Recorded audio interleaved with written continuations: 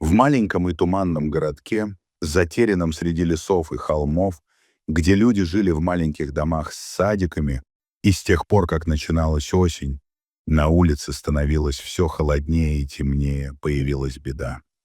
Это был город, где не было много больших событий, и каждое происшествие, как и радость, словно накрывалось слоем серого тумана.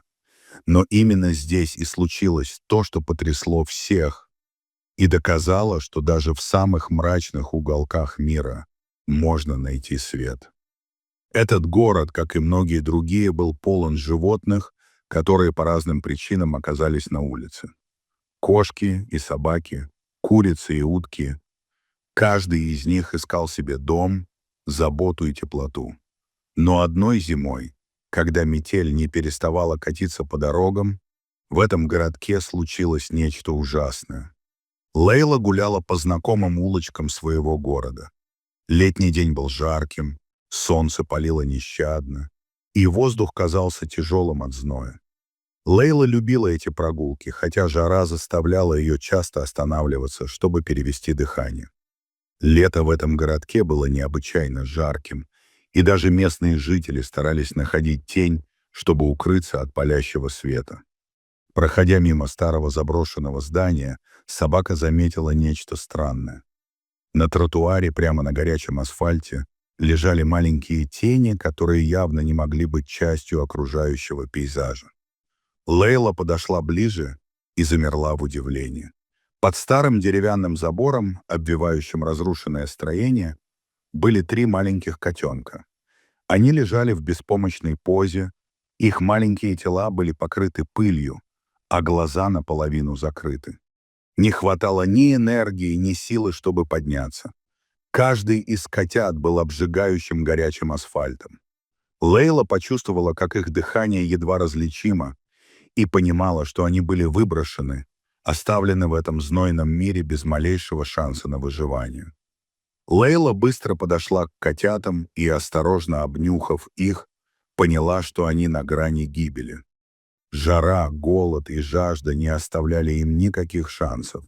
Один из котят даже начал издавать слабые звуки, словно пытался позвать на помощь.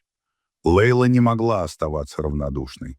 Она аккуратно подхватила одного котенка зубами, а затем, не теряя времени, подошла к остальным. Подпрыгнув, она осторожно взяла второго, а третьего прижала лапами к себе, чтобы тот не упал. Сердце Лейлы сжималось от боли, когда она представила, сколько страха и боли пришлось пережить этим маленьким существам. Почувствовав ответственность за них, собака поспешила вернуться в дом, не обращая внимания на жару. Каждый шаг был тяжелым, но Лейла не сомневалась, что она сделала правильный выбор. Эти котята не могли остаться там. Им нужна была помощь, и Лейла не могла их бросить. Когда Лейла вернулась в дом, ее хозяева были шокированы. Они, конечно, не могли оставить котят в таком состоянии и сразу же позаботились о них. Они дали им молоко, накрыли одеялами, создали тепло и уют. Котята начали постепенно оттаивать. Один за другим они начали открывать глаза, осторожно извиваясь и пыхтя, но было видно, что они еще слабы. Лейла тем временем села рядом и наблюдала, как заботливо ее хозяева ухаживали за малышами. Но прошло несколько дней, и стало понятно, что котята не могли остаться в доме навсегда.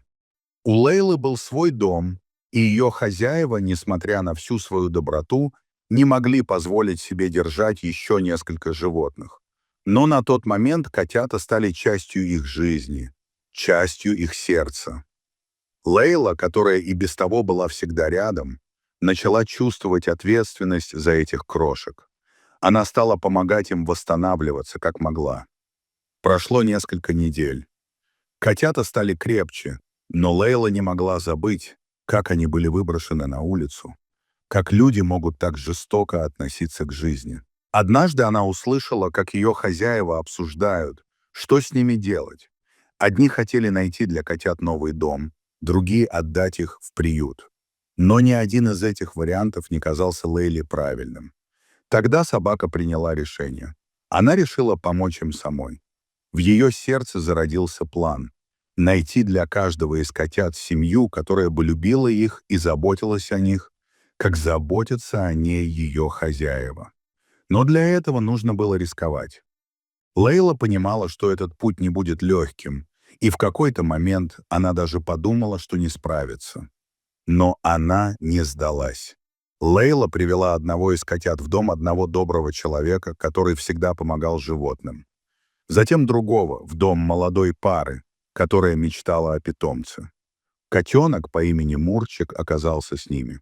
А последнего, самого смелого, она отнесла в дом семьи, которая была готова приютить животное, несмотря на свои трудности.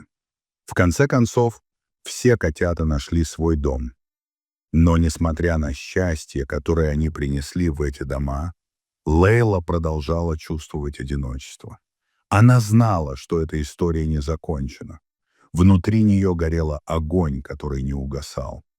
Она понимала, что спасение этих котят было не просто случайностью. Это был ее путь. Путь, на котором она всегда будет рядом, защищая, заботясь и, если нужно, рискуя собой ради других. Лейла стала известной в своем городе. Она не просто спасала животных, она была их защитником. Благодаря ее поступку многие стали более внимательными к бездомным животным. И когда люди из города видели Лейлу на улице, все знали.